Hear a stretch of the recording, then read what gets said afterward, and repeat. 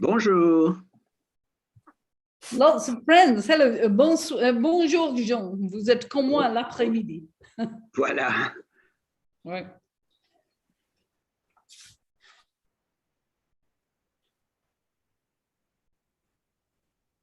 So we have all the panelists except Ramanan. He will be 10 minutes late.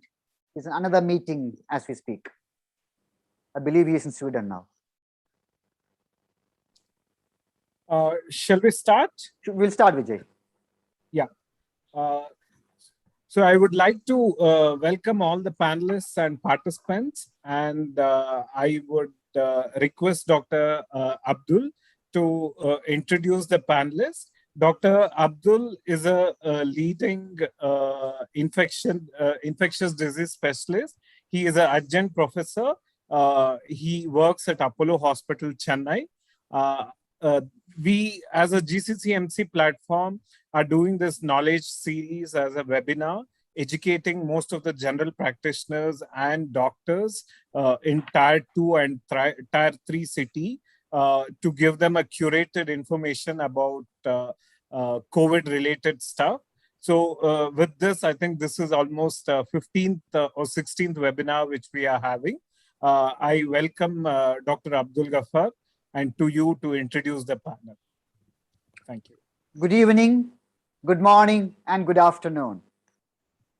Antimicrobial resistance is one of the biggest challenges the medical field and the world have ever faced, at least until the appearance of the COVID. And COVID is a disaster that struck the world overnight. Every human being on earth, including politicians, realized how powerful and deadly microbes could be. AMR is a silent pandemic. It kills patients in every hospital, in every country, every day. COVID does the same. The only difference is that the world knows about COVID, but only a few know drug-resistant microbes. COVID taught us lessons that we will not forget. Can we translate these lessons into strategies to combat AMR? Today, we are fortunate to have a group of panelists who are renowned experts and pioneers in the field of antimicrobial resistance. Our panelists will share pearls of wisdom on this important topic at a critical juncture in the history of humanity. Their insights will help us and the world to view the complex challenge of AMR through a more transparent lens. Our first panelist is Professor Dame Sally Davies. Professor Dame Sally Davies is UK government special envoy on AMR and master of the Trinity College, Cambridge. Dame Sally is a former chief medical officer of England. The world is blessed to have a very passionate and powerful person leading the field of antimicrobial resistance. In war, we need to understand how powerful our enemies are. And Dame Sally, a commander of our army in the war against superbugs, will brief us on enemies are mightier than victims. Dame Sally? Thank you very much, Abdul. And everyone who knows me now will realize I didn't choose the title, but it did make me think afresh. Who is the enemy? After all, in our microbiome, we live with bugs. And so when is it that bugs become a problem? It's when they infect us and we have a disease, and then, of course, survival of the fittest, we have resistance.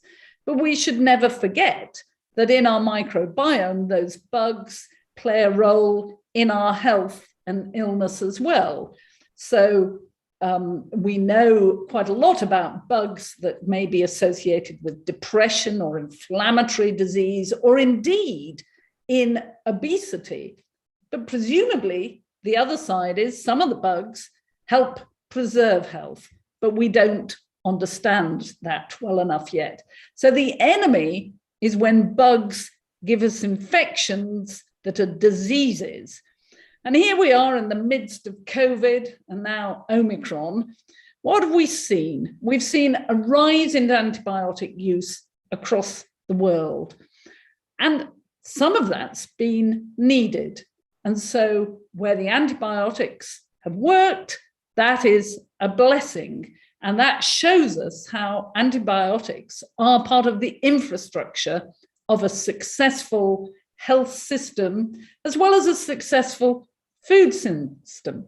But unfortunately, a lot of the antibiotics being used for COVID and during COVID are not needed. And that, we know, is driving up AMR.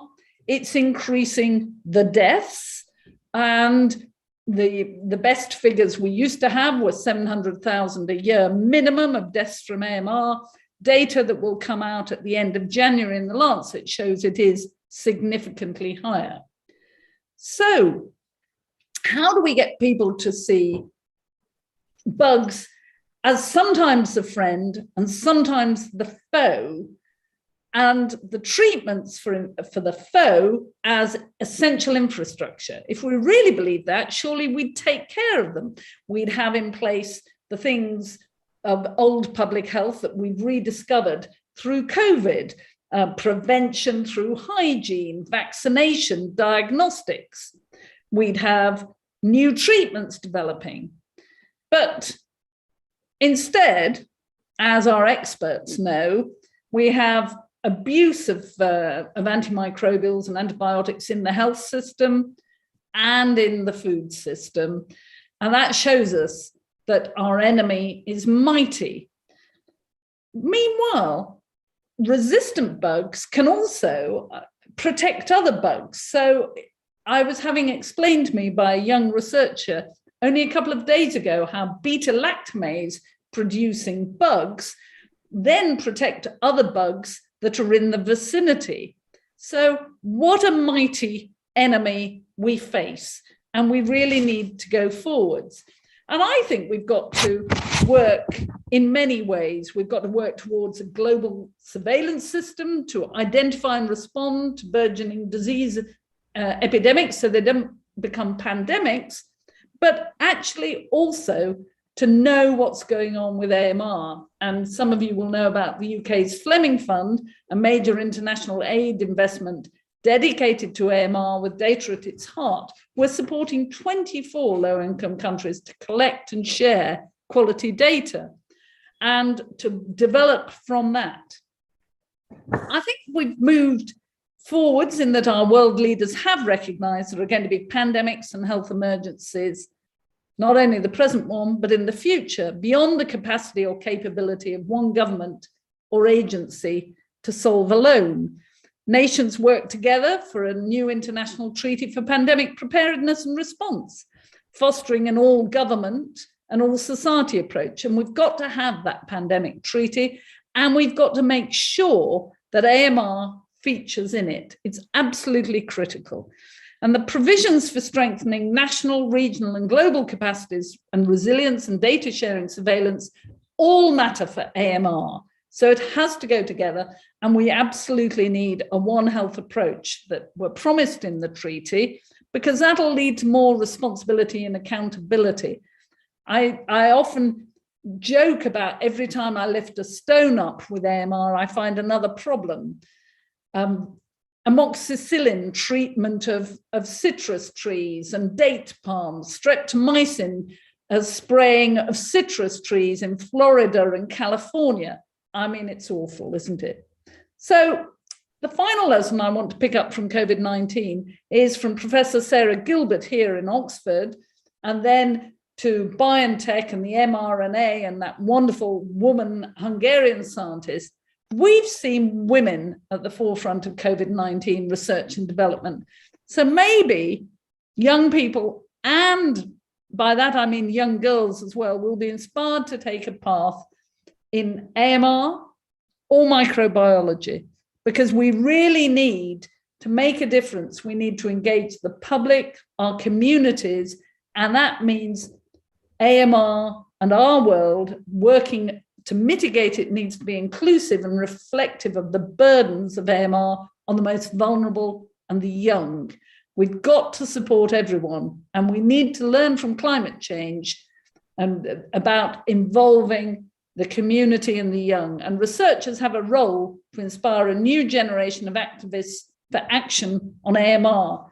So I hope I've addressed the title I was given, The Enemy is Mightier Than the Victims. Thank you, Abdul.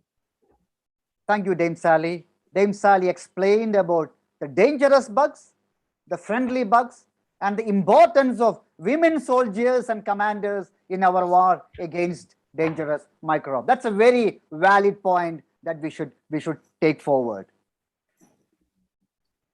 Dr. Brad Spellberg. Brad is a chief medical officer at University of South California. Brad is a towering personality in the world of infectious diseases. Now, for the sake of youngsters in the audience, may I mention Brad Spellberg had published landmark papers in the AMR field when many of us, including myself, hadn't even heard the phrase antimicrobial resistance. Brad will brief us on a cardinal strategy to win the war. Collaborate, we will win, and compete, we will lose. Brad? Thank you, Dr. Abdul. Yes, I am a personality. I always tell people, you might not learn very much from me, but you'll be entertained. And isn't that more important, really? The first thing I would say is I always start my antibiotic resistance talks by asking people to move past the concept of a war. If we are in a war with organisms that outnumber us by a factor of 10 to the 22, that despite being microscopic, collectively outweigh us 500,000 times and replicate 10,000 times faster than we do, and have been doing this for 10,000 times longer than our species has existed, we're doomed. Let's not try to be in a war with them, because we're not going to win that war. And as Dame Sally said, I think that microbes do a lot of good for us. The enemy in this war is us. We have truly met the enemy, and they are us. Okay, so there's three broad things that I would say globally we need to achieve, and every country has to do this differently because every country has their own culture, regulations, laws, and economy. But also ultimately this boils down to three things if we're going to not self-destruct on antibiotics. One, we need to use less of them. It's very simple conceptually. We need to put fewer of them into the environment, whether that's into human beings or agriculture, period.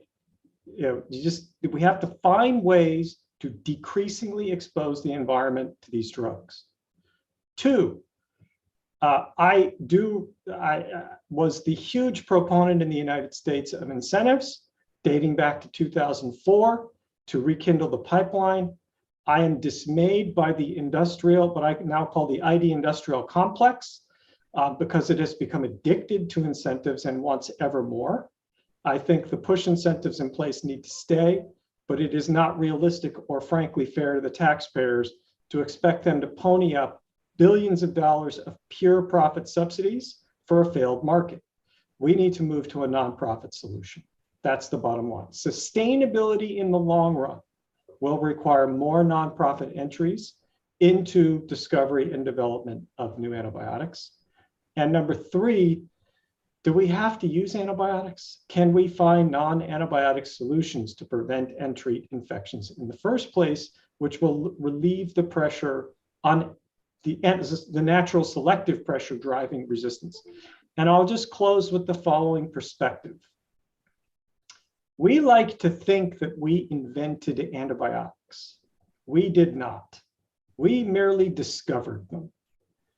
Genetic analysis suggests that bacteria invented antibiotics on the order of 2 to 2.5 billion years ago, and resistance mechanisms around the same time because they didn't want to kill themselves while they were inhibiting the growth of their competitors. It is safe to say that in 2 billion years of microbial evolutionary warfare, they have targeted every biochemical pathway that can be targeted and develop resistance mechanisms to protect every one of those pathways. So we like to think, because we're very human-centric in our view of the world, we like to think we caused the resistance. We don't. The resistance is already out there. All we do when we start dumping tons of antibiotics in the environment is increase the frequency of resistance to the level we can detect. And then we go, oh, we caused that. No, you just caused it to increase to detectable levels. That means that there are resistance mechanisms in nature to every antibiotic that will ever be invented already. There is no tyrannosauromycin or gorillacillin that is going to come along and help win a war for us. We have to find other ways that are sustainable to not self-destruct.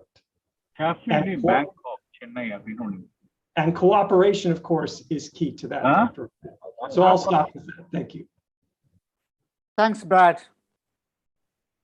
As Brad has very clearly mentioned, we did not invent antibiotics, we only discovered antibiotics. Dr. Ramanan has joined now. Good evening, Ramanan. Hi, Abdul. How are you? I believe you are in Sweden now.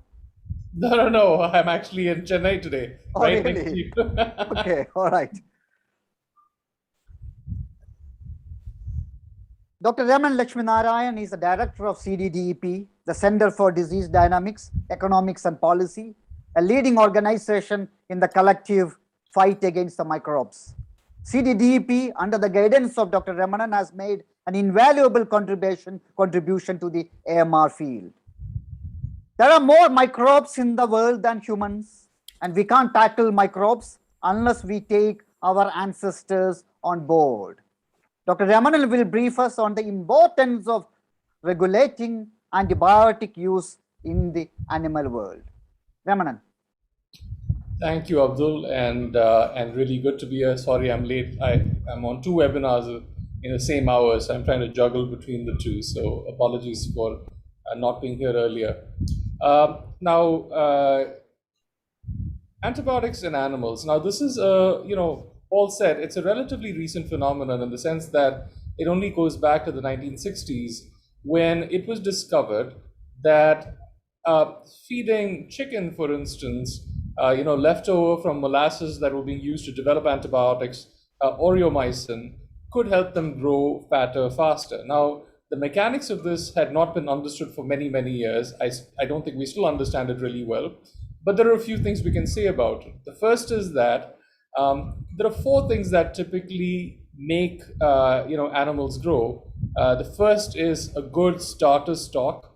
The second is having good nutrition. The third is having good hygiene, and the fourth is having a veterinarian or having good herd health. Now, if you're missing any one of these 4, then antibiotics seem to come in and play a role in sort of solving that problem or providing a fix. In fact, if you don't have any of those 4, then it's unlikely that antibiotics will do any good at all. So this is the second part of it. The third part of it is that, we have an equivalent phenomenon in humans as well, which is that antibiotics are actually the recommended therapy for severe acute malnourished children, presumably because it has the same mechanism that leads to weight gain in malnourished children as we're expecting in the animals. And in fact, there's now a significant amount of work that shows that early exposure of children to antibiotics leads to childhood obesity and also into adulthood. So, a bottom line seems to be that if you feed antibiotics to whether animals or to humans, it has the effect of producing weight gain. Now, this use of antibiotics in animals came about at a very interesting time in the world's history. In the post-war years of Second World War, when there were generally, there was a need to sort of produce more food, produce more meat for a burgeoning population, especially in the United States. Someone discovered, a woman who was working on, Eastern Shore of Maryland, discovered that she could raise very large stocks of chickens, and she could do that also by feeding them antibiotics. Now, there's already been the science that had discovered this, but then there was a practical application of it. Until that point, chicken was considered, it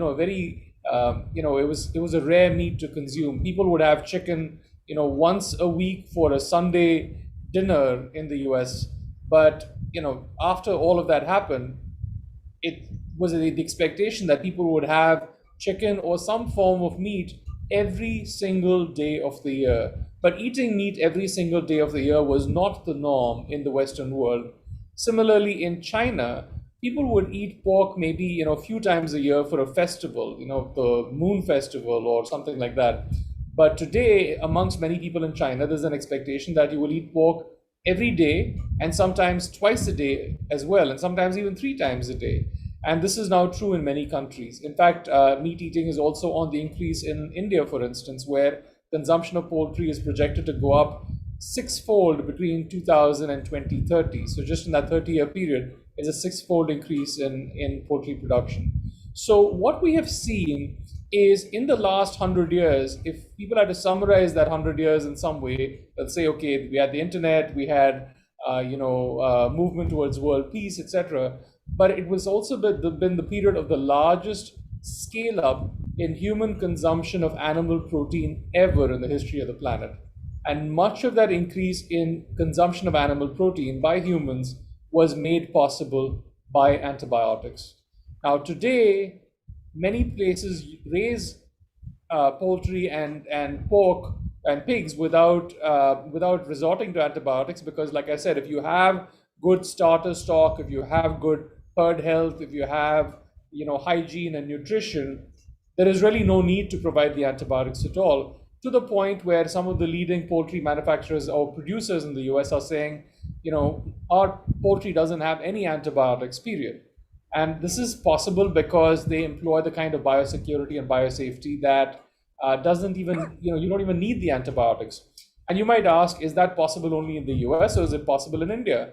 And it's a question I did ask the veterinarians there, and they said it's entirely possible in India because places which are engaging in factory farming now are putting up new facilities that are completely capable of having that level of biosafety and biosecurity.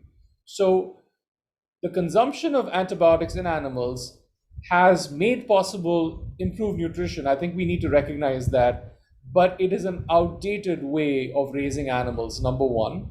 Number two, we need to question the very premise of factory farming. And the last point I want to get to here before I finish is that there's been a lot of debate, which I feel is sort of, looking, it's sort of like this climate change debate to say, does humans cause, global warming? I think the evidence is very clear that that's the case. I think the evidence is very clear that the massive use of antibiotics in animals has driven the selection of resistant organisms, because bacteria don't just sit in one place. We live in a sea of bacteria. We live in a sea of bacteria that envelops the animals, humans, they live inside us.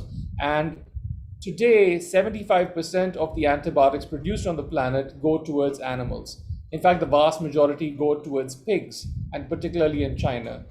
And there have been obviously tons of studies which show the link between that use of antibiotics and resistance in humans. But fortunately, I think we've gotten past the questions of whether antibiotic use in animals is contributing to resistance overall. I think that is now, amongst anyone who's a reasonable scientist, I think the evidence is amply clear.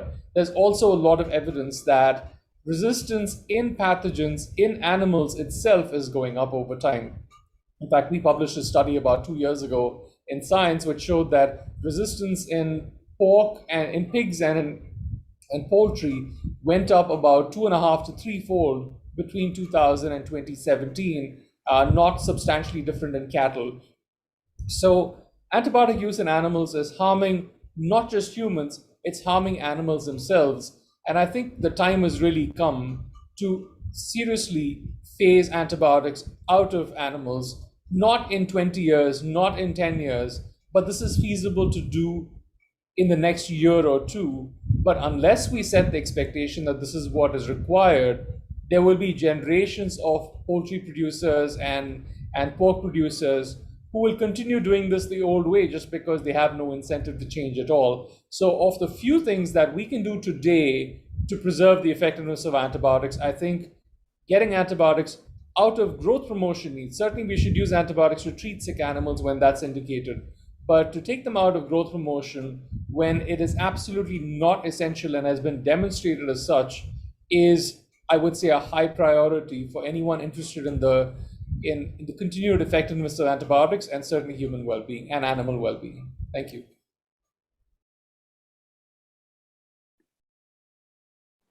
Thank you, Ramanan, for stressing the point that antibiotic usage in animals is the fault of humans, and that is not only harming humans, but harming animals as well. And next we have got Professor Sean Carley. He's the president of WAR, and WAR is World Alliance Against Antimicrobial Resistance, a leading initiative to tackle the challenge of AMR. As the name implies, WAR has made a significant contribution in the fight against superbugs. Today, we have the in charge of the WAR, Professor Sean Carley, briefing us on the importance of fielding the massive army of the public while we fight against superbugs. Sean Carley? Thank you so much, Abdul, for this kind invitation. I'm so happy to be with you and discuss with some friends. Most of you are. I like the title you gave to me because I always thought that it's really key to, or king, I don't know, to really inform the public and the patients on the problem of resistance, and to give them, but it's not that easy to give the information easily. It's a difficult topic, but explain to them the mechanisms of resistance, which is well known and recalled by Dame Sally a few minutes ago. Consumption of antibiotics, of course, is important, but also there are other things which are important. One is the diagnosis of the disease we decide to treat, and it's a very important problem because we have to differentiate viral and bacterial infections, which is not that easy. And you know that 90% of antibiotic consumption is coming from the community. So this really topic is very important. And finally, we can hope, it's not true, but we can hope that the COVID pandemic will help the public to understand the importance of cross-transmission of microorganisms, and in our case, bacteria. So, because they, of course, they listen to many information, talks, and maybe they will understand better that what we call geste barrière in France will really help the patients to really better understand what is happening. Concerning the use of antibiotics in the community, more and more people, I think, understand a bit better the importance of AMR and the role of antibiotics, and sometimes now discuss with the GP and ask, well, do I need really antibiotics? But it's still a minority. And I think that what is sometimes missing is some kind of crosstalk between the patient and the GP, and try to really to establish some communication materially friendly between with the patient, so that they try to explain why sometimes the patient will go back home without any prescription of antibiotics, which really it's not that frequent, but it's increasing that people understand that, okay, we can go back without antibiotics and without any problem. It would be even better. if we could have a diagnostic test easy to perform bedside, or not a bed, but in the office of the doctor.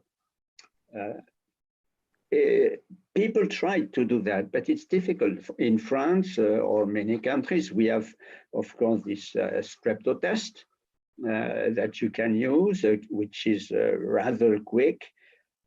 And doctors in France can access those tests easily, openly. Sécurité sociale give those tests. It's not costly. There is no cost, but only 30% of the French doctors use this test. It takes 10, 15 minutes. So they say, no, it's impossible, it's too long, I'm too busy, it will be impossible to organize.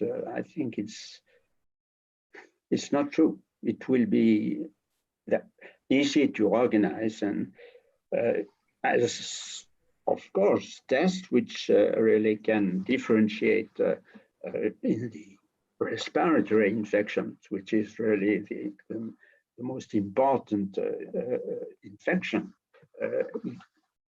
treated abusively by antibiotics. So it's difficult. At least in France, physicians think that they are better than the test because they are clinicians, and well, like they think that a clinician is really the best doctor in the world and that they can do it. It's a shame, I think. Finally,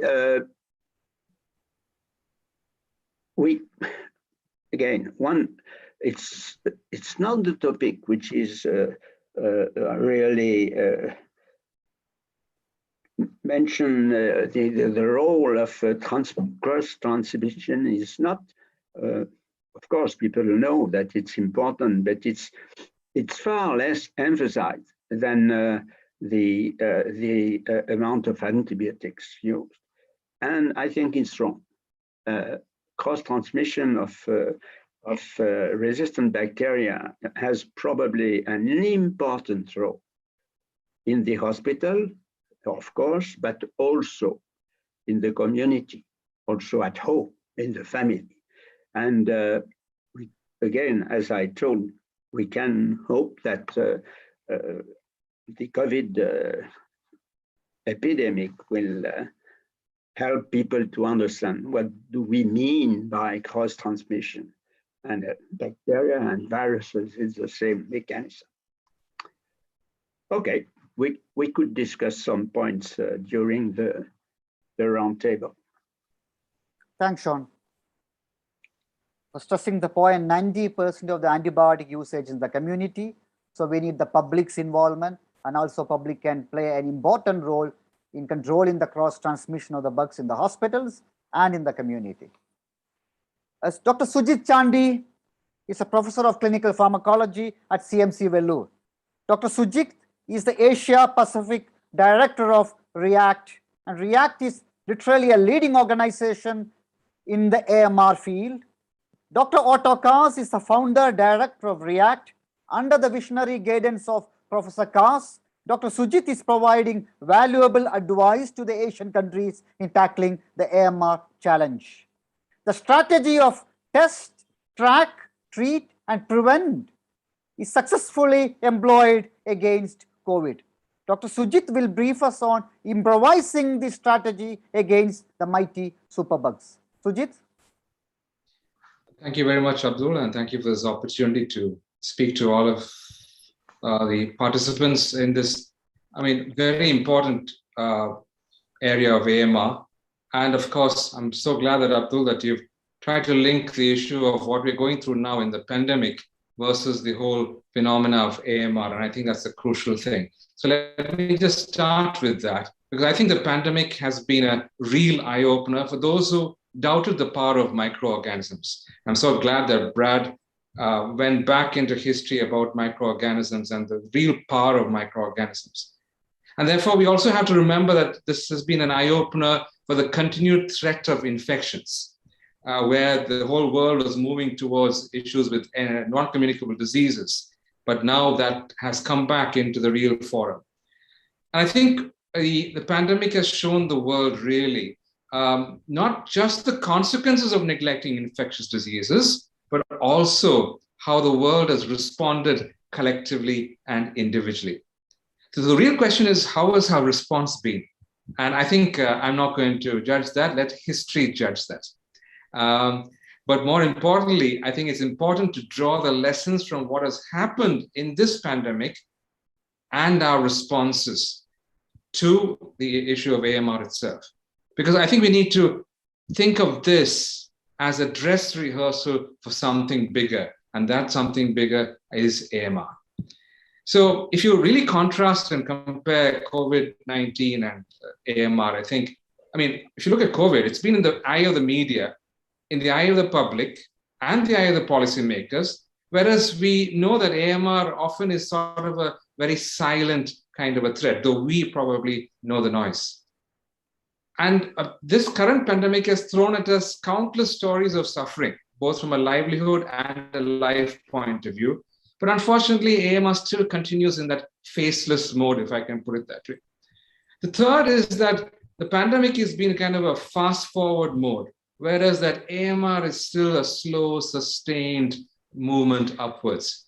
And last but not the least, the pandemic, which billions were thrown at, if I can put it that way, versus the millions reluctantly parted for AMR, though of course, so much has been done in the last 10 years, Dame Sally Ramanan, and so many people throughout the world. So I think we need to shift gears for AMR, but can we use the lessons from COVID-19?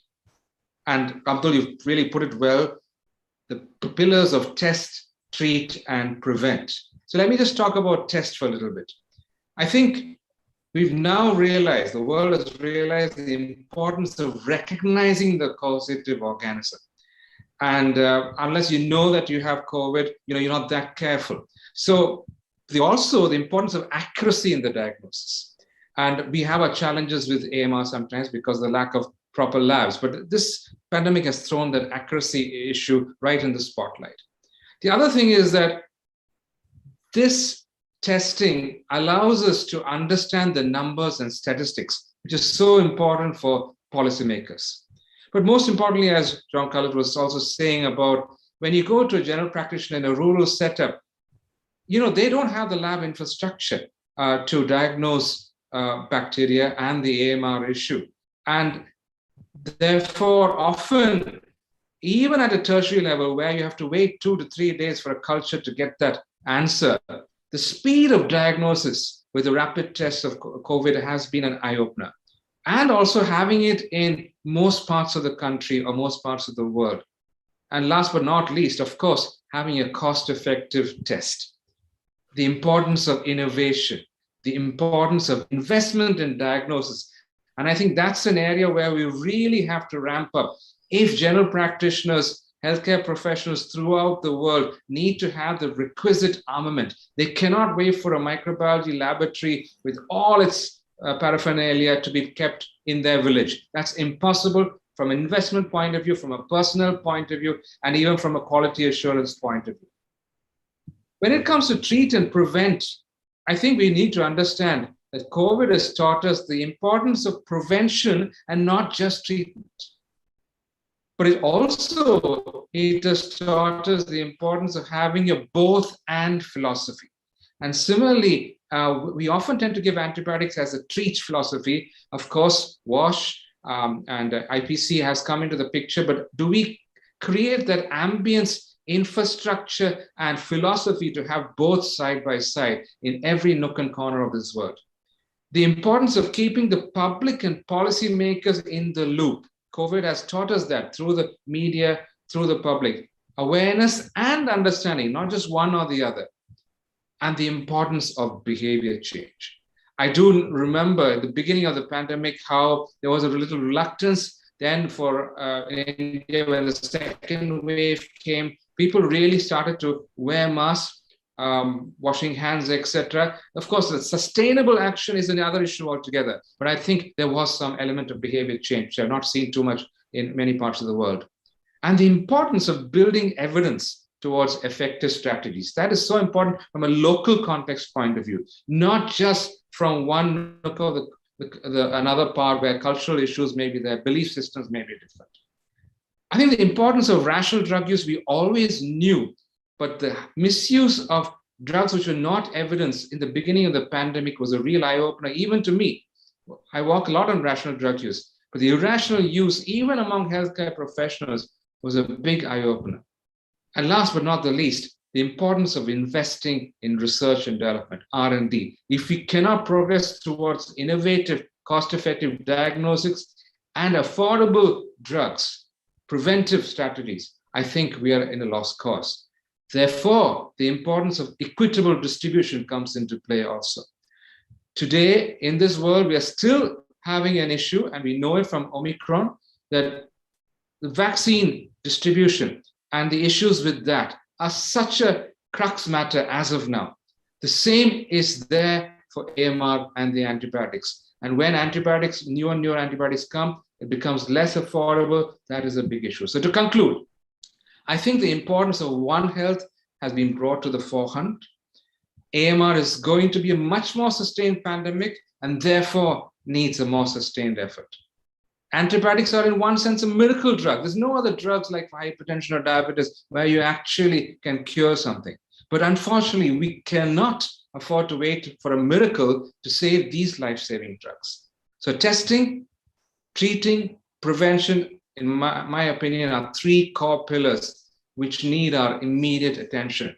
So my challenge to all of us in this panel and beyond, can we as healthcare professionals, policymakers, and all other stakeholders get together, put our thoughts into action by imbibing the lessons from the past and the present, that is the pandemic, to tackle the future. Thank you very much, Abdul. Thank you, Sujit, for stressing the need for testing, treating, preventing, and the importance of equitable distribution of all these aspects. Now, we will have the panel discussion. We'll go back to the topic Professor Dame Sally discussed. Enemy is mightier than the victims. We all knew that it took only 1.5 years for the COVID virus to mutate to Omicron that has more than 50 mutations. It took decades for a Klebsiella to become ESBL producers, a carbapenem-resistant Klebsiella to the colistin-resistant and pan-drug-resistant Klebsiella. Now, we need to convince the policymakers that COVID is an overt pandemic and AMR is a silent pandemic. How can we deliver this message of comparison between the COVID and the AMR from an enemy perspective or cohabiting with bacteria perspective, as Brad put it rightly? How can we utilize this comparison to convince the policymakers? Brad, what is your opinion on that? Well, I'm, I guess, more optimistic about that part. When I first started doing interviews on antibiotic resistance in 2004, when the Trends in Antimicrobial Development paper came out that first documented the collapse of the pipeline, the first question every single news reporter asked me was, "You mean people still die of infections?" Seriously, no idea what the heck we were talking about.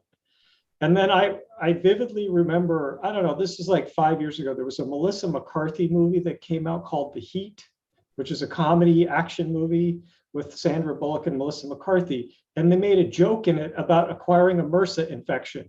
And I'm like, wow, we've reached mainstream media. The term MRSA is now something you can put in a movie and general audiences will go, oh, that's bad. They don't know what it is. It's some scary virus, right? They don't know if it's they don't know, but they know they're supposed to be afraid of it. So I actually think we've come a really long way in 15 years. And I think you're all correct that COVID puts the exclamation point on the fact that microbes can do very bad things to us. I also think people, as AMR increased in scope, there's the 5 degree of separation effect.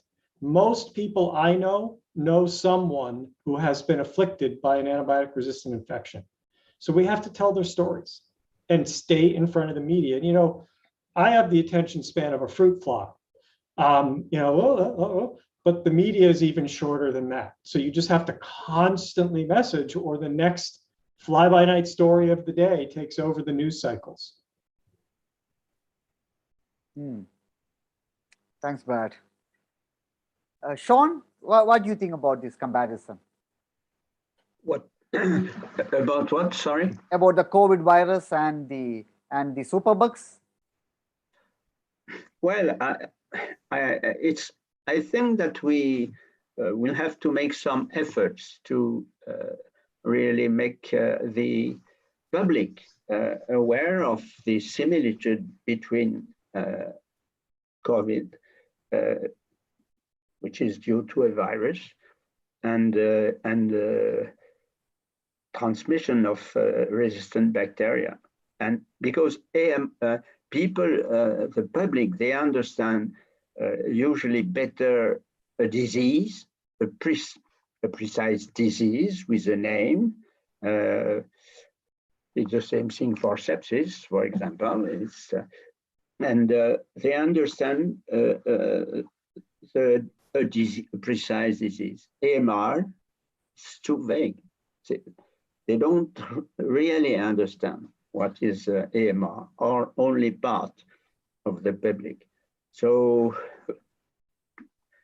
we'll have to really to be innovative in the information given to the public, so that people understand, okay, the virus is transmissible and bacteria as well. And then those bacteria can be resistant to antibiotics. Some are not. They are transmitted, of course, the same way, but resistant as well. So I don't know. It's not that easy. I think that we have to try to again to teach people on what is AMR, and take the example of what happened with COVID in the transmission mode of acquisition. They also have to understand that this, of course, is more difficult than the transmission of resistant microorganisms happen not only in the hospital, so that they know, but also in the community. And this is more difficult, of course, because it's not that sympathetic to imagine that, okay, the bugs can be transmitted in a family. And a family is something which is protective. So we can start maybe by other kind of places where, like, of course, well, in the schools, for example, or in public,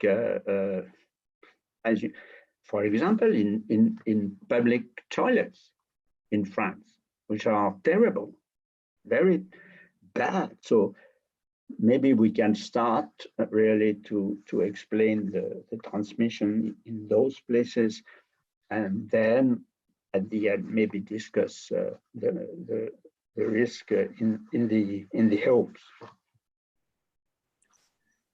Thanks, Sean. Sean stressed the point that just like COVID spreads at home, schools, public toilets, the superbugs can also spread in all these places. A very valid point for the policymakers and politicians. Ramanan, what do you think about this comparison? The question is to who? Ramanan, still there? Sujit, what do you think? Yeah, I think, as I mentioned about the various issues, I think we have to understand that, as Brad eloquently put it right in the beginning, the enemy, in one sense, is much greater. And if you recognize that fact, and if we understand that we have to coexist with the enemy, if I can call it that, I won't even call them the enemy, I would actually call them the friends, right? And sometimes friends sometimes become enemies. So let's put it that way. So we have to ensure that we promote our friends, okay, the good friends, and ensure that we associate more with the good friends than the bad friends, right? Now, if we take that approach, I know that in the Latin American countries, they have this theme of dancing with the microbes, right?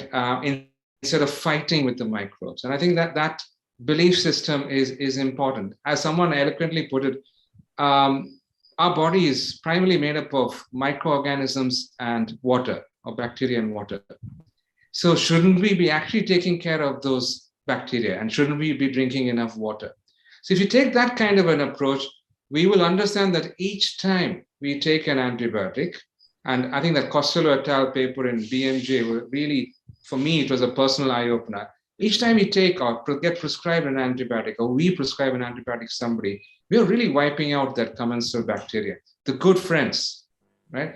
And we're leaving behind enemies. So who on earth would want to do that? I mean, normal geopolitical systems, do we ever wipe out the friends and leave behind the enemies? No, we'd be stupid to do that. But that's exactly what we're doing every day. So I think if you take that consideration in and change the approach of promoting the friends, I think that would be a step towards having, or let's say, a step towards being on an equal platform. Thank you. The bugs are not our enemies, they are our friends. We should cohabitate rather than going on war with them. James Sally, what do you think about, the topic Dr. Brad Spellberg discussed? Collaborate, we will win. So how to organize this collaboration? How to organize this global collaboration to tackle AMR? Thank you. I was just thinking a bit earlier about how do we communicate about it. If I knew the answer, I'd have done it. I think we're all trying to find ways, and we need to, I absolutely agree with Brad about bringing in the public, and Jean talked about that too. We've got a musical called The Mold That Changed the World, and it was a sellout at the Edinburgh Festival, and we're bringing it to Washington, funded by the Rockefeller, and we're hoping to take it round the States in support of the Pasteur Act, actually. And I love Brad's bit about films. If only we can get this into soap operas. And I was really cheered up yesterday. This is this week and next week are the interviews in Cambridge for new undergraduate students. And one of my engineering colleagues sat down and said, 2 of the people I interviewed this morning did their school projects on AMR. And I said, you mean they know what it is? Yes, they've done projects, but we've got to do more. So we have to collaborate with the public. And actually, we know that community involvement's difficult because we have to listen to them. It's not for technical people to tell them. We can inform, we can support, but they have to do it their way. We have to collaborate with each other, and thank you for bringing us all together. I always enjoy hearing my colleagues, and Brad is new for me to hear, so great, as I always find better ways of doing things.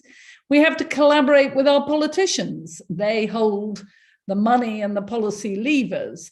And to collaborate with the politicians means looking at it from their perspective. How do we inform them? I think COVID, as others have said, is really changing how they see infectious diseases. But then, hey, a slow pandemic, oh, can't we just sort out this one, Sally, and wait and deal with that another time? No, because COVID's making it worse, but then frame it in ways that they can understand it and want to move. And actually, we've had quite a bit of success this year in the G7. We've got the heads of state talking about it. And for the first time ever, we've got finance ministers working with health ministers looking at how you can do pull incentives.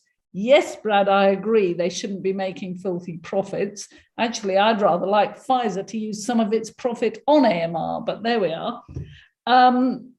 But we know that they make massive losses, and that this means that we haven't got a sensible system. I do worry that in the end, some of the companies are doing the right thing, or more will do the right thing, and then others will want to be free riders. And I have open arguments with the chief executive of AstraZeneca about exactly this in public. It is not right to have free riders. in the private sector. But we can only work on this by challenge, but by collaboration, by discussion, and getting the public and the politicians on our side. And I do hope that the Americans pass the Pasteur Act, because I think that will be a pivotal moment for this issue. Thanks, Dame Sally. Yes, Sean? Well, just a few comments. I think to really make people understand the concept, or it's nice to, okay, take the advantage of fashion concepts. So there are two, I think, which could be used concerning antibiotics and resistance. The first is the One Health concept, which is now very famous. If you don't write One Health in a paper, you are dead. I personally disagree a bit with that, because it's a complex concept, One Health. I'm not sure that really people will understand the relationship between resistance, antibiotic resistance, and One Health, but we could try. The second one is the concept of développement durable. How do you translate that really in English? Development durable. What is the sustainable development? Voila, sustainable. And that, I think, is something which would be interesting to use, because now people understand more and more that, well, there are things, let's say, which should be protected. And water, the trees. And I think they maybe could understand that antibiotics are some, let's say, treasures that we have really to protect. And it could be a way maybe to motivate them on this concept that, okay, we have to protect those wonderful drugs. It's our, let's say, our duty as consumers. But okay, it's an idea, but I'm glad you're saying that, because on the Global Leaders Group, which I'm honored to sit on, we've used the term appropriate and sustainable use of antibiotics is what we're aiming for. So I think you're right. It is this about getting people to think we've got to look after them, we've got to get more in and everything. So that's really helpful you say that. Thanks, Dame Sally and Sean. Sujit, yeah. what do you think the importance of collaboration? Yeah, I think it's very, very simple but complex. And that is, no war has ever been won by an individual or a single country. When people get up together and when you want to achieve something, it's very difficult for individuals to do it. Even in the discovery of penicillin, do you think Alexander Fleming actually by himself discovered? No, there was a team. And we know the history behind that. I don't want to go into it. So every single discovery, there's always a team. And we got to understand on the other side of it, AMR is an extremely complex phenomenon in one sense. There are multiple contributory factors from multiple sectors. There are multiple dimensions in this, and there are multiple people at stake. So it is actually has to be a team, even in a hospital, even in a community. You can have community leaders saying something, but unless the people believe in it, how does it happen? You got to have mothers involved. You've got to have youngsters involved. You've got to have not just, and I always say this to my students, you can have the head of the department trying to give a fantastic antibiotic for somebody with an infection, but unless the person who sweeps that ward does his or her job effectively, is still going to have the problem.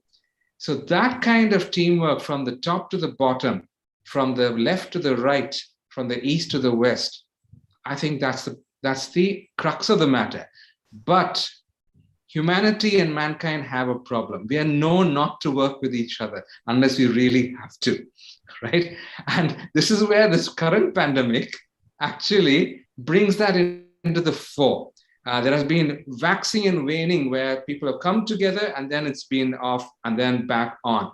So I think the crux of the matter is we need to actually find out how is the modus operandi of collaborating. And not just at the top level, right at the ground level. If you don't come together on this, the bacteria have already come together. They know what they know how to handle us. Do we know how to handle them through collaboration? Thank you. Yeah, Sujit, yeah, collaboration is very important. Is Ramanan there? He's double dating 2 meetings at a time. So he may be in the other meeting now. You know, there is a very famous facilitator called as Adam Kahane. I'm sure you'd have read his books. You know, he facilitates complex meetings. You know, he facilitates meetings where enemies sit in one room, where to try to end civil wars or war between countries. And now AMR is such a complex challenge. You know, where we need friends, we need organizations, individuals, countries who may have difference of opinion. But AMR is such a complex challenge. Unless we all come together and have a complex dance, because Adam Kahane explained it as a dance of all the stakeholders. You may not agree with another person. You may not agree with another country or organization. But unless we learn to dance as a group dance, we can't tackle complex challenges. The topic Sean Carley discussed, the importance of communicating with the public. You know, in the COVID, it's the public who is the most important stakeholder. Each and every individual in the world is aware how important COVID is. We did not really succeed in communicating with the public or involving the public to that extent as the COVID did in the field of AMR. How can we translate that success of public involvement in COVID to the AMR field? Brad, what do you think? What's your opinion on that? Well, we've had books written, we've had documentary movies come out, we've had documentary news programs come out. And as I say, I think the term superbugs and some of the names of these superbugs have entered popular culture. So I think we have to continue, and I think continue putting the term superbug, which is not a clinical term, but it's not intended to be a clinical term. It's intended to do exactly what Sujit mentioned, translate a complex clinical concept into something that is easy for people to understand. This is bad and we need to do something about it. I also think the other key is sustainability. And that message has not been well translated into communications to the public. And sustainability is both in terms of use and in terms of creating a sustainable pipeline. And here's where I do disagree and differ with lots of members of the ID community and the ID industrial complex. I do not think it is sustainable to ask taxpayers who are, for example, in the United States, facing a $30 trillion debt and multi-trillion-dollar annual deficits to just continue throwing money at problems because money is what industry wants. We have to find sustainable ways to sustain the pipeline over millennia, not over the next 10 or 20 years. It's not a 10 or 20 year problem. This is a centuries millennial problem. And I guess I'll close with, I always go back to about a decade ago, Glenn Tillotson, who's been in antibiotic discovery development for 30 years, sent me an article from 1965 that I had no idea had existed, nor did anyone else I talked to in the field, including legends in ID like John Bartlett, which was a roundtable of leading ID experts that in 1965 published a paper because there was a collapse in the pipeline and a crisis of resistance involving gram-negative fungi and viruses. Gee, what does that sound like, right? In 1965, they were going through this. We have no memory of it. We've lived this record before. Right? And their conclusion was, we don't need 30 new antibiotics in the next 5 years. What we need is 1 or 2 new antibiotics every few years, 5, 10 years. slow, steady drip, drip, drip over time. That message is not something I even hear the experts talk about. And we have to first get the experts talking about that before we can get it into the public's eye. This is about long-term sustainability, not about a short-term war that we can somehow win in the next 5 or 10 years, because that ain't going to happen. So Brad, as Just mentioned, can I just? yes, Sean, sure. Well, I somewhat disagree with Brad on the term superbug. I've always, of course, in English, it's, or in the US, it's more, sometimes more easy to find the nice word, but I don't think it's a nice word, because what is a superbug? What is super? I mean, those resistant bacteria don't necessarily kill faster than others. For example, it's very severe infections can happen and induce sepsis or septic shock, like pneumococcus. And what does it mean, super? Huh? I think that people think when you say superbugs that they will kill patients very quickly. And it's not true. It's not true. They are super. Yeah. I have to, again, we just have to agree to disagree on this. Trying to tell the lay public that they should be scared of carbapenem-resistant Enterobacteriaceae or Klebsiella aerogenes or Pseudomonas aeruginosa, they don't know what those are. Those are fancy sounding names. You need a simple concept to get the public to understand. When I go to the doctor, you're going to have a treatment for me, right? I'm not. You have a superbug. I don't have a treatment for it. If you don't like the term superbug, come up with an equivalent. I mean, it doesn't have to be that one term, but the point is we need simple things to go to the public. So because you start throwing around these fancy Greek names and it's just, they tune out, right? The media cycle is so short. And I have an attention span that's worse than the average. You got to have simple concepts for people to be able to sort of wrap their brain around. Yeah, no, I understand this, but well, it's a bit the same for sepsis. Now people who, sepsologists, let's say, now they mix the concept of sepsis, which is already very complex, and AMR. Usually, even WHO has done that. I disagree with that. Sepsis is very often due to community strains and not hospital ones. There are data on that. And they are not due to necessarily to superbugs.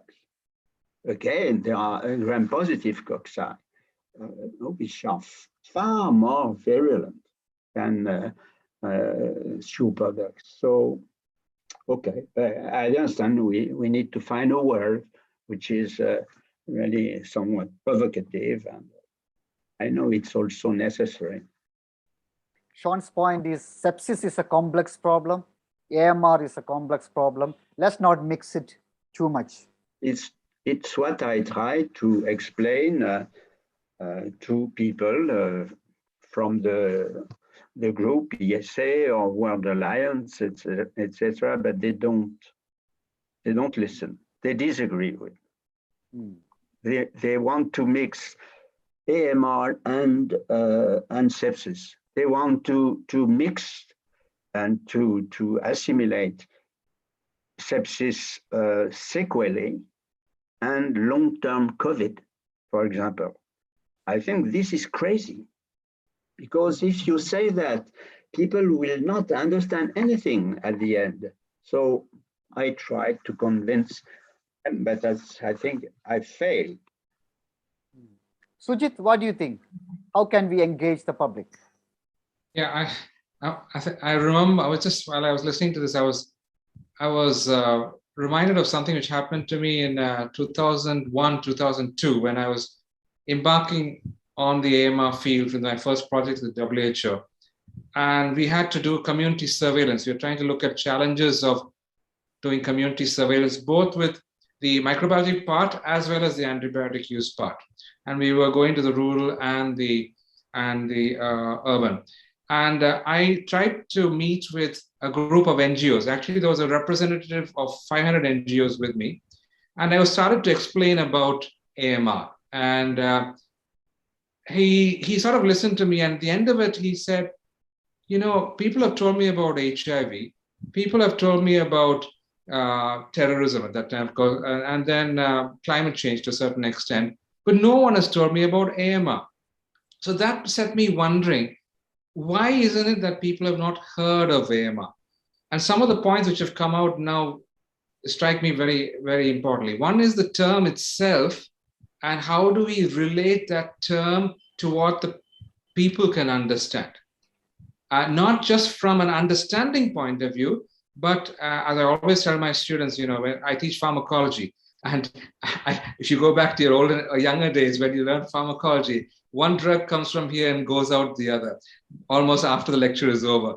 So similarly, when it comes to from a public perception or a public understanding of something like they might actually switch off when they can't understand the term or when it's not catchy enough. So we do really need to get that part of it sorted out. The second is the messaging. It's very difficult. Again, let me go back to students. When they do anatomy for the first time, reading that first page of Cunningham or whichever textbook that you use, you know, it takes 1 hour.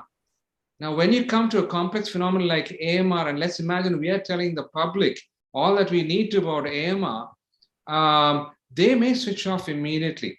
So we've got to identify 4 or 5 simple, clear, but important things for them to understand. Just like media, we have a limited time with them. And the third is the sustainability angle, which all of you mentioned.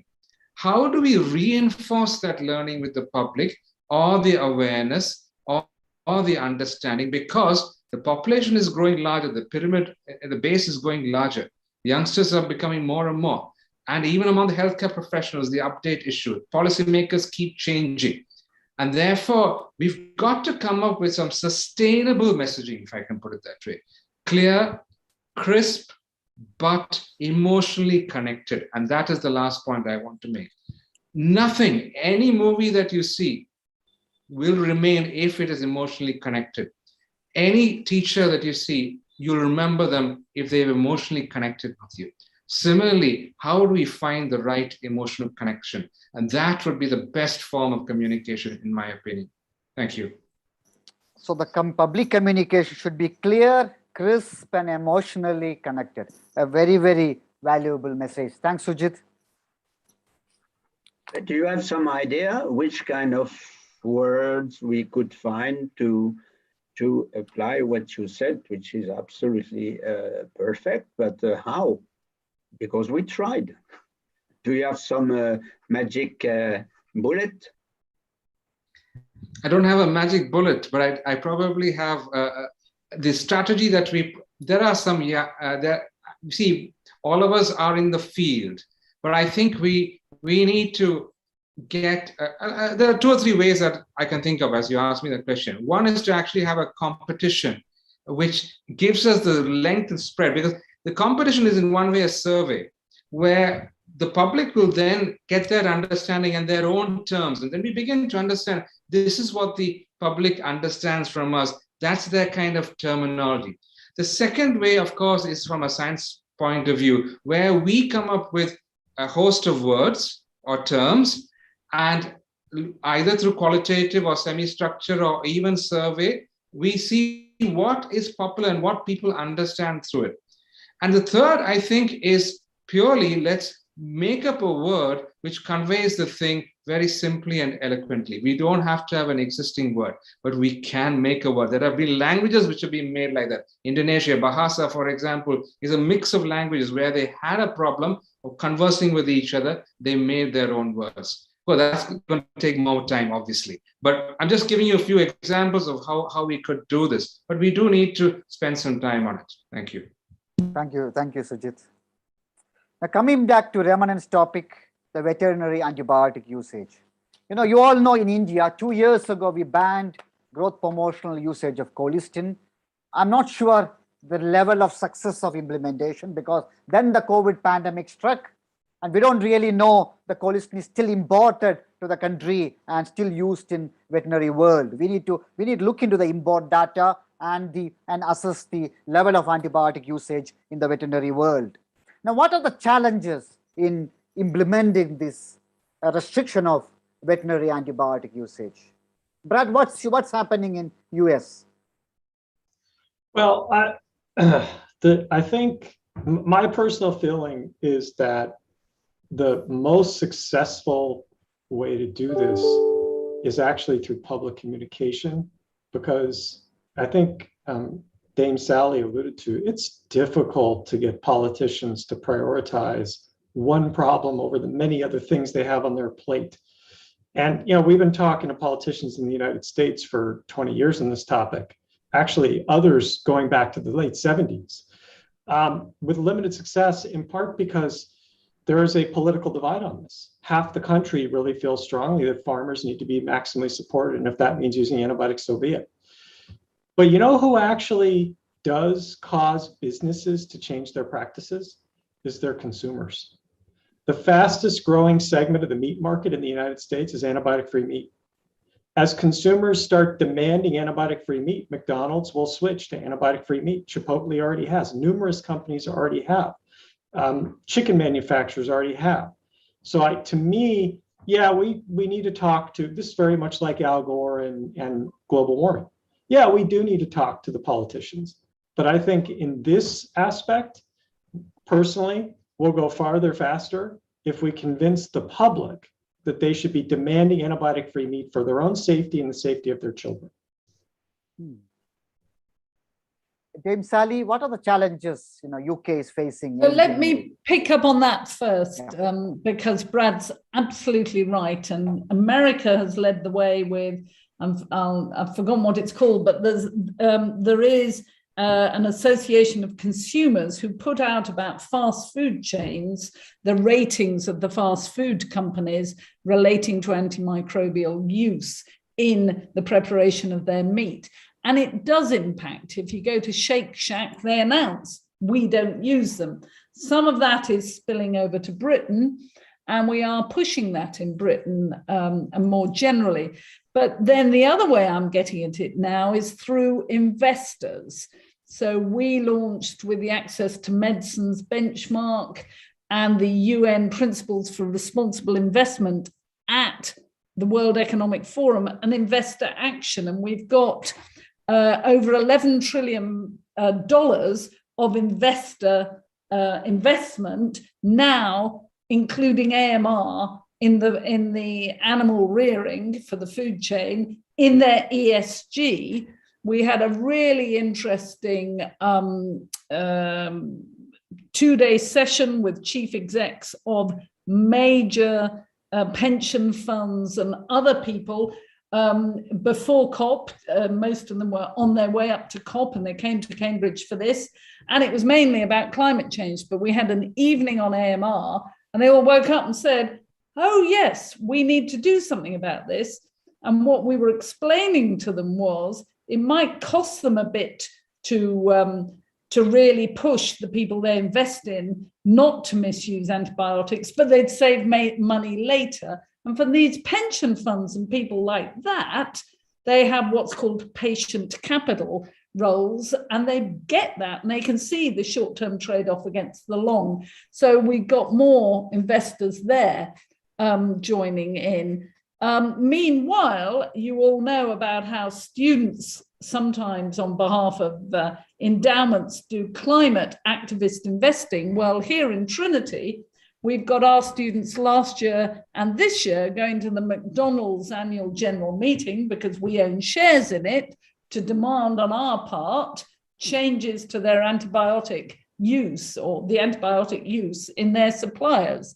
So we're working in all these different ways. And I just thought it was worth highlighting, because Brad had brought it up so beautifully, that we really can make a difference by working with consumers directly and investors as well. Can I say something, Abdul? Sure. I think first, I mean, really the problem of resistance in animals and humans, comparison between the strains in the infections, and of course the role of food is a very important topic. But I think that the science is still a bit too light, really, to convince people that we don't really know the part related to, for example, food in the resistance. We don't know. We don't have a lot of data on that. Should we have more really strong data, it would be far more easy, really, to convince people, or really to try to put reasonable. I'm not sure that you will understand what I mean. Sometimes I think that concerning the safety of aliments, of food, we are going too far. I mean, we are doing too much. And it's my feeling, but I don't know what you think. Sean believes we need more data on veterinary antibiotic usage and connection with the resistance in the human world. Yes, and the role of food, not only the animals. And there we can really use the concept of One Health. It's very easy to use it. I mean, between animal medicine and human medicine. But it's not exactly what I meant. I think that the role of food on resistance is not really very well studied. So maybe you disagree, but I mean, pushing the method, the prevention, this animal was never took antibiotics, and all the financial, of course, consequence of trying to prevent this, it's not clear. I mean, yeah, I don't agree with that. He just has his hand up, so I think he should go first. Brad, yes. Yeah, thank you. I just to add on to what John Carlett was saying about the finance part in one sense. If you look at the different types of farmers, and especially from the high income, middle income, and low income, there are lots of differences in the way they work and in the challenges. So if you look at low and middle income countries, micro farmers, individuals and not big industry farmers, their livelihood is often at stake, and they do everything in their power just to survive. This is not about profit, it's just to survive. So in one sense, for them, now because of climate change and so many other varying factors, they're often on loan, in debt, everything matters for them, and they can't afford to take risks. Unfortunately, what happens therefore is, when they think there's an infection, or when they want to get some more profit, or when they know that their herd is at stake, whether it's poultry or something, they grab whatever they can to survive. And unfortunately, it happens to be an antibiotic. So this is where we have to intervene and see what are the cultural issues, belief systems, but what are the alternative sustainable strategies for them, especially on the lower level farmers, if I can put it that way. Because the financial model, we have to give them an alternate financial model which will work. We can make them understand probably, but they'll still be having that, fear, if I can put it that way, that fear complex. And that overrides most things in life. Money and fear, two things. So that is one aspect.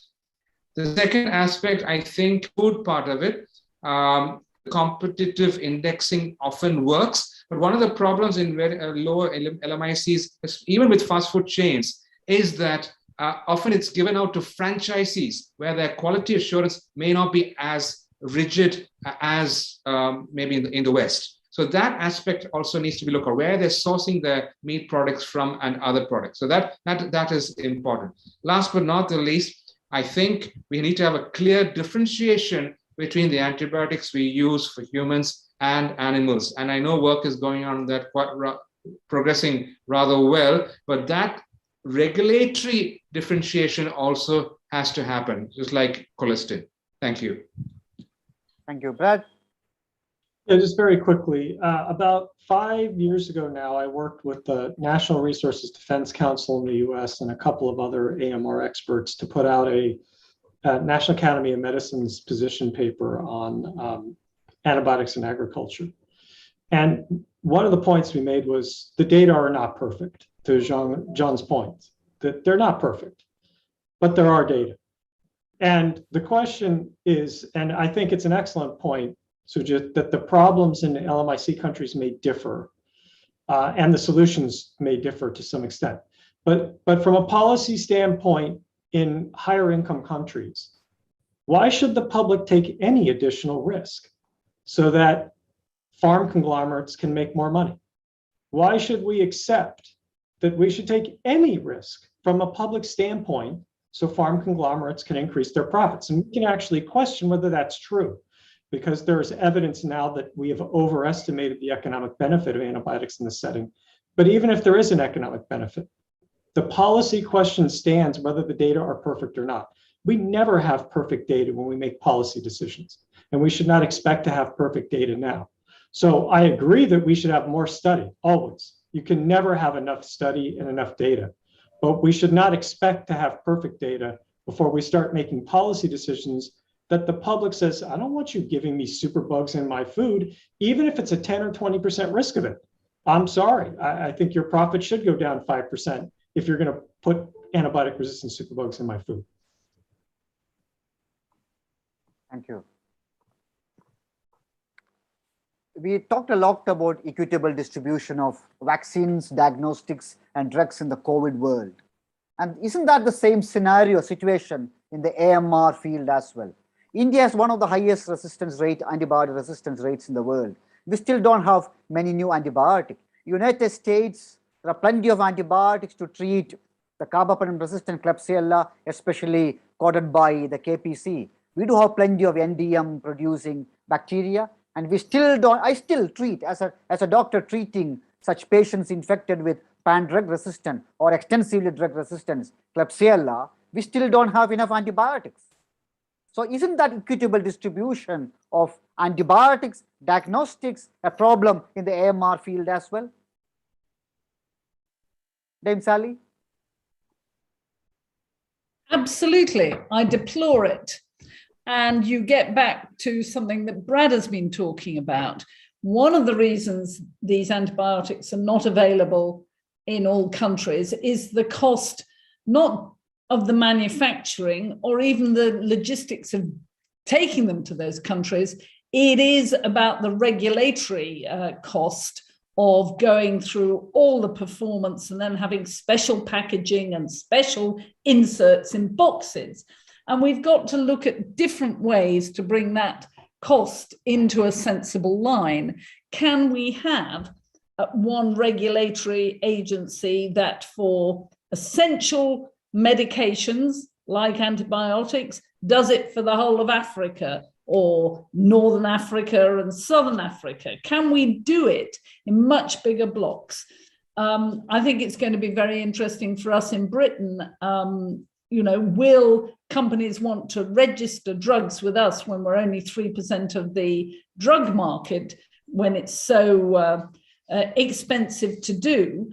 Because most drugs get to EMA, European Medical Agency, the FDA, and then some countries beyond that. So we've really got to take apart our regulatory system and say, is it in the interests of the public and the patients, and try and find a much smoother better way of doing it. And it's not, you know, yes, you could argue that they should forgo the profit, but it isn't about that. It's just hassle, effort, cost, the whole works. We've got to make it easy so these companies have no escape from delivering those drugs. And then we're going to need tiered pricing as well. Yeah, I mean, I completely agree that regulatory is a huge cost driver in a lot of ways. I would add to that, and I think you touched upon it at the very end, Dame Sally.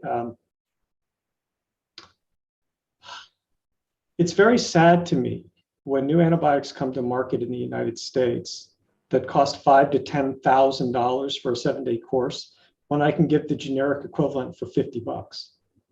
It's obscene. And when people say, you know, we don't have access to these drugs in LMIC countries, that's why we need to pour more money into the pipeline. I'm like, you're just going to create more $5,000 to $10,000 drugs that are not accessible in LMIC countries. Malaria and TB show us that you can develop less expensive options. And I'm not an anti-capitalist. Okay, this is not an anti-capitalist statement. It is not consistent with capitalist principles to inflate an artificial market on the backs of taxpayer subsidies. That is not a capitalist principle. The fact is, for better or worse, the reality of the current antibiotic market, for a variety of reasons we don't have time to discuss, it's like a TB or malaria market. There is not going to be a $1 billion antibiotic. It's just not going to happen. And companies make so much money now. The profit margins of pharma and biotech is so high now that you need a $1 billion seller to make it worth their investment. So that's why I think we need an alternative schema. And to me, it's not that nonprofits replace for-profits. In fact, I think nonprofits enable for-profits, as we've published in the New England Journal and the Annals of Internal Medicine 2 years ago. That I do think we need to shift our mindset as we go forward in a sustainable way. I have a question from one of the attendees. What national and international health agencies are planning to curb the environmental-related antimicrobial resistance?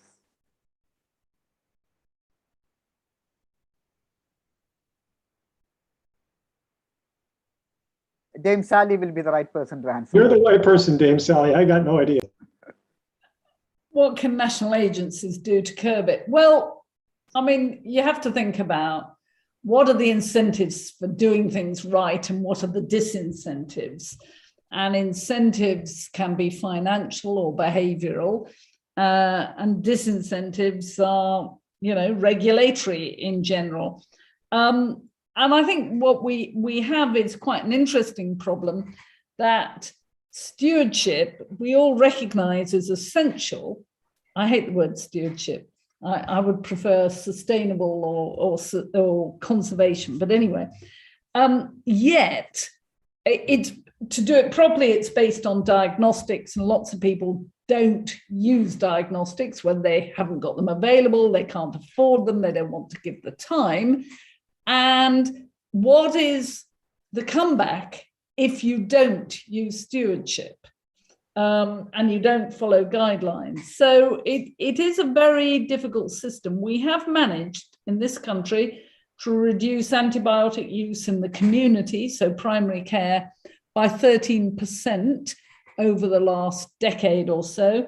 We've managed to get animal use voluntarily for the food chain down by over 50%, but we've still got a way. Chickens have led the way, but we've still got some way to go in pigs and beef. But it is hard work. It's based on having the data to feed back so that you can get positive or negative feedback loops and say, this is what you've done, this is what you haven't done, well done for doing this, bad boy for doing that. And thinking about how to incentivize people. So you're back to collaboration and communication and all the behavioral issues. I hope that kind of puts it in perspective. Yes, thanks, Dame Sally. We have a question on Sean. Well, just a question. James Sally.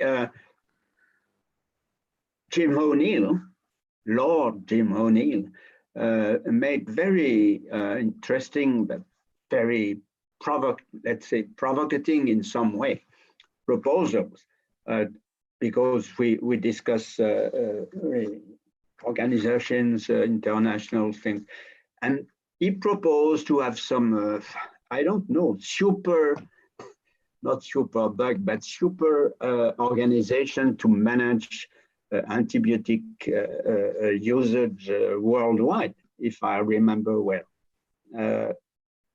This made some reflections. It's finished. The idea to have this kind of regulatory worldwide agency. So we persuaded Jim O'Neill to do that report because we needed the economic side highlighting, because politicians in general listen to economic cases. And he came up, as you say, with then and since with some quite provocative ideas, which is really helpful because it gets everyone talking about it. But that doesn't mean he's always got the right answer. And if you think about a super regulatory organization, then it would have to be the WHO. After all, it's already there. We all support it. And it does agree an essential medicine list, and it does look at vaccines and all sorts of things. I personally think what is needed, and this is where I slightly part company with Brad, is to use the private sector to do the job properly, but and they need to recognize they're not going to make a big profit. They need to cover their costs. I think it'll be very difficult to do anything because it needs exceptional collaboration, and that's why it's going to be so difficult. I'd much prefer to use the private sector to make and sell new drugs and then make sure that they use tiered pricing, rather so that it's accessible and to poor countries, than try and do it through the WHO. But it just depends where you come from on this one. But he has been very helpful in being so provocative that at least it gets people thinking about things. And his idea that we should nationalize all drug companies' pharmaceutical side, Brad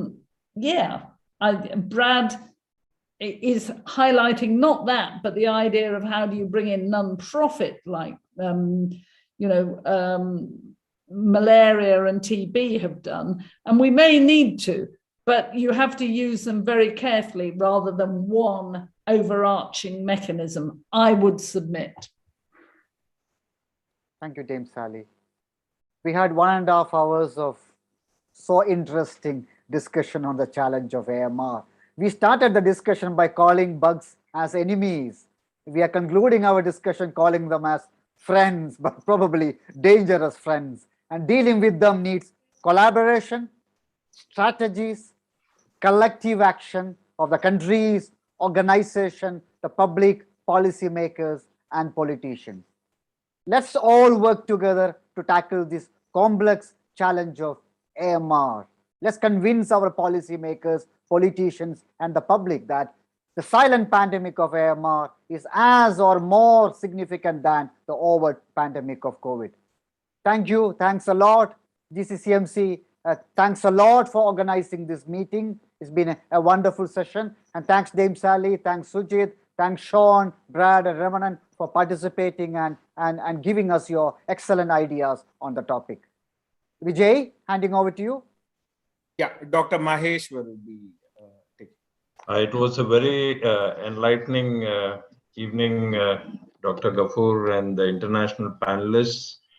Truly a global forum on this global coalition platform, tackling a global problem, which has been silent.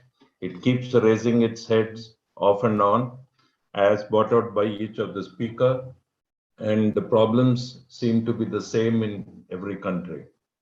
So hope some way ahead is found and people begin to take action on this very important aspect.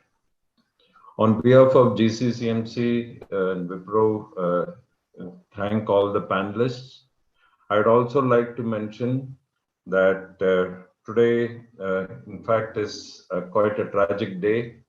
We lost our Chief of Defense Staff, the senior-most